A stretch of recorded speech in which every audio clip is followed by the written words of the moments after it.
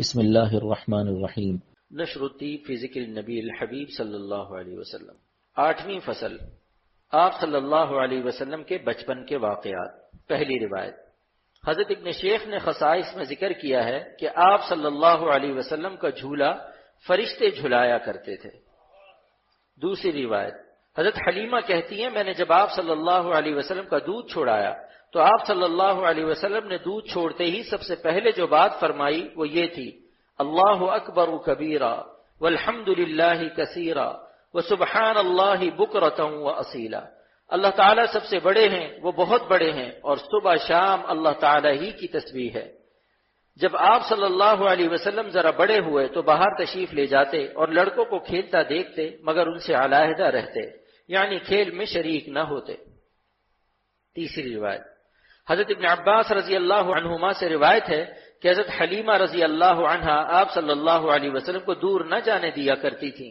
ایک بار انہیں معلوم نہ ہوا اور آپ صلی اللہ علیہ وسلم اپنی رضائی بہن حضرت شیمہ کے ساتھ عین دوپہر کے وقت مویشیوں کی طرف چلے گئے۔ حضرت حلیمہ رضی اللہ عنہا آپ صلی اللہ علیہ وسلم کی تلاش میں نکلی، دیکھا کہ آپ صلی اللہ علیہ وسلم بہن کے ساتھ ہیں۔ حضرت حلیمہ رضی اللہ عنہا حضرت شیمہ رضی اللہ عنہا سے کہنے لگی، اس گرمی میں ان کو یہاں لیے پھر رہی ہو؟ بہن نے کہا، اماں جان، میرے بھائی کو گرمی ہی نہیں لگی، میں نے ایک بادل کا ٹکڑا دیکھا جو ان پر سایہ کیے ہوئے تھا، جب یہ ٹھہرتے تھے وہ بھی ٹھہر جاتا تھا، اور جب یہ چلنے لگتے تھے تو وہ بھی چلنے لگتا تھا، اس جگہ تک ہم اسی طرح پہنچے ہیں۔ چوتھی روایت، حضرت حلیمہ سعدیہ رضی اللہ عنہا سے روایت ہے کہ میں طائف سے قبیلہ بنو سعد کی عورتوں کے ساتھ دودھ پینے والے بچوں کی تلاش میں مکہ آئی۔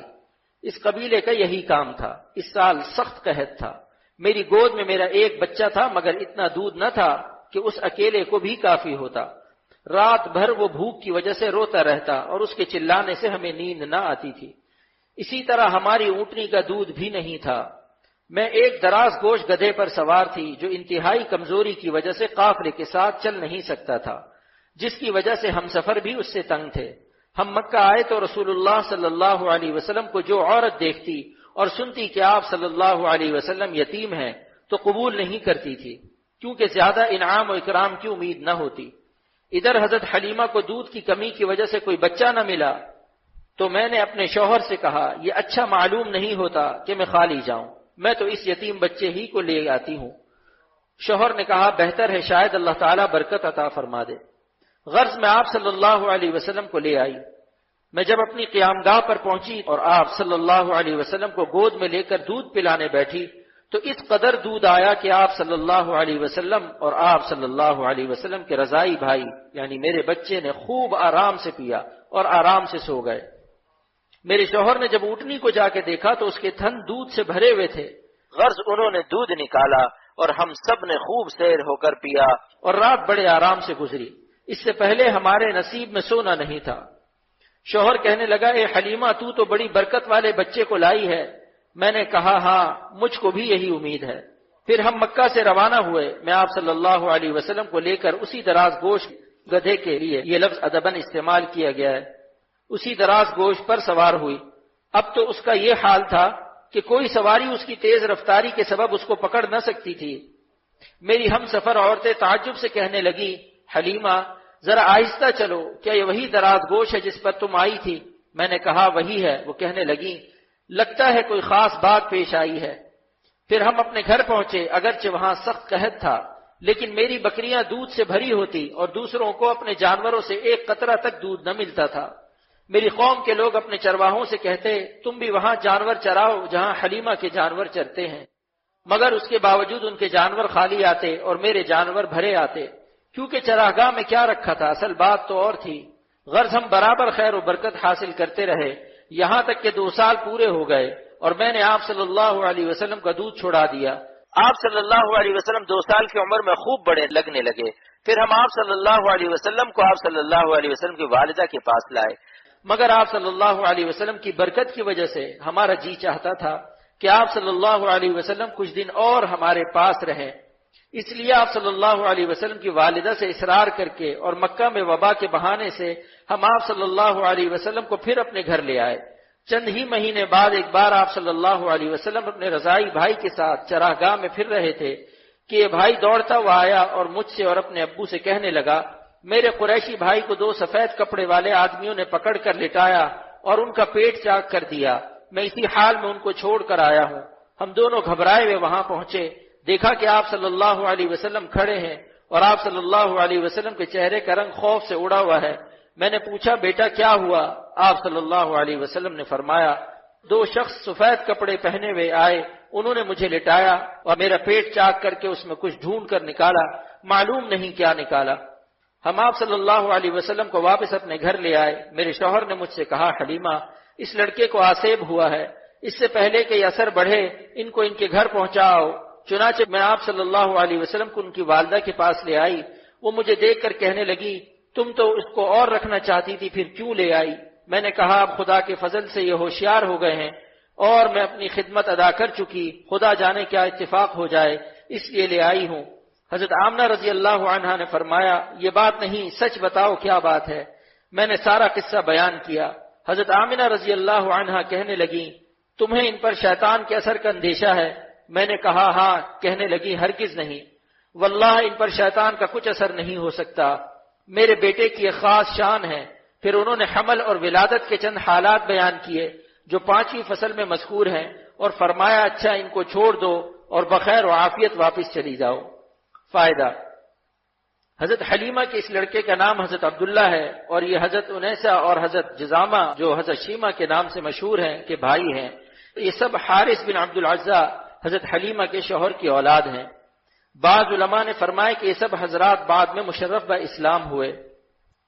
5ویں روایت، حضرت ثور بن یزید فرماتے ہیں کہ حضرت صلی اللہ علیہ وسلم نے ارشاد فرمایا، ان 2 سفید پوش شخصوں سے ایک نے دوسرے سے کہا، ان کو ان کی امت کے 10 آدمیوں کے ساتھ وزن کرو۔ چنانچہ وزن کیا تو میں بھاری نکلا، پھر اسی طرح 100 کے ساتھ، پھر 1000 کے ساتھ وزن کیا، پھر بھی میں بھاری نکلا۔ پھر اس نے کہا کہ بس کرو، واللہ اگر ان کو ان کی تمام امت کے ساتھ بھی وزن کرو گے تو بھی یہی وزنی نکلیں گے۔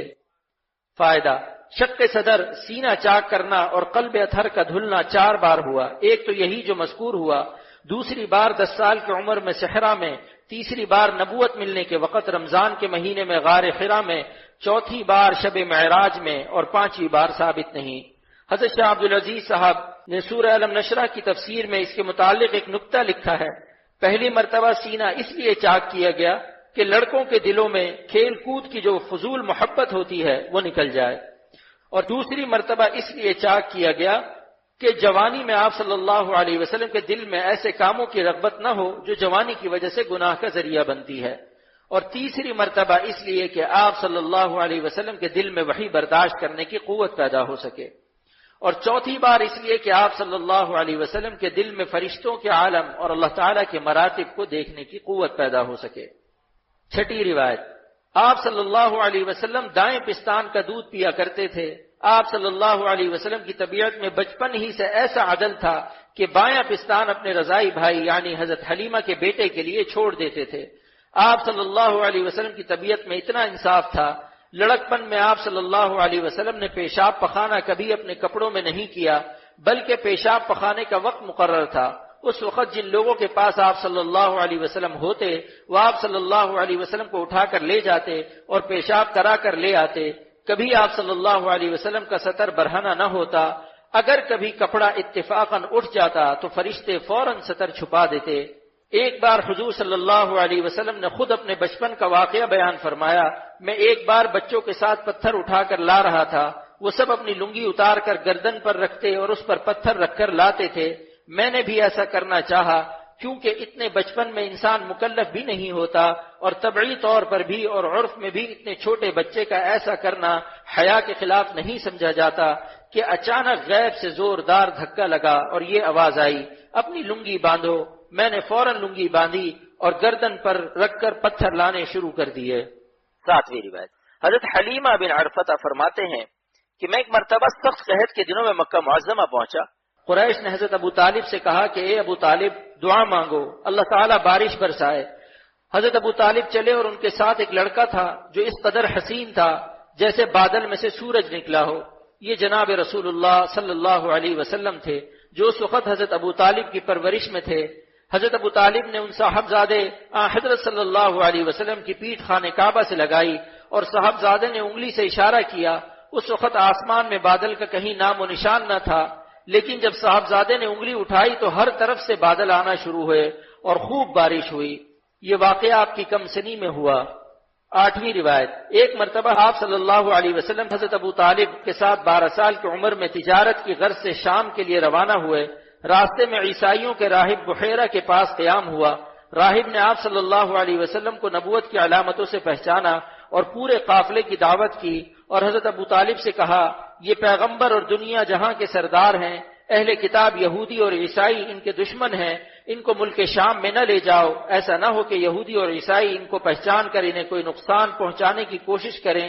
یہ سن کر حضرت ابو طالب نے مال تجارت وہیں بیچا اور بہت نفع پایا اور وہیں سے مکہ لوٹ آئے۔ 9ویں روایت، جس وقت آپ صلی اللہ علیہ وسلم حضرت ابو طالب کی کفالت و تربیت میں تھے، جب بھی آپ صلی اللہ علیہ وسلم ان کے گھر والوں کے ساتھ کھانا کھاتے تو سب کا پیٹ بھر جاتا، اور جب آپ صلی اللہ علیہ وسلم کھانا نہ کھاتے تو وہ بھوکے رہ جاتے تھے۔ اللہ تعالی ہم سب کو رسول کریم صلی اللہ علیہ وسلم کی اتباع اور محبت کاملہ نصیب فرمائے، آمین۔